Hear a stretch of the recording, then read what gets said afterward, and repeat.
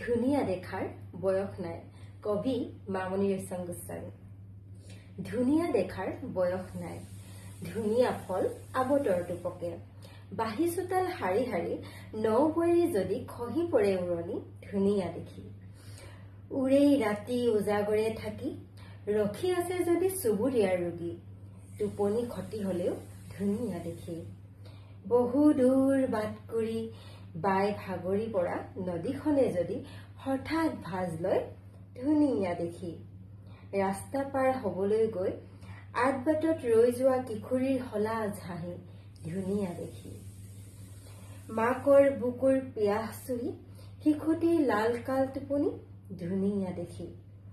দোকানীয়ে হিচাপ ভুল কৰি বেছিকৈ দিয়া 100 টকাখন ঘূৰাই দিয়ে যদি আপোনাক, ধুনীয়া দেখি।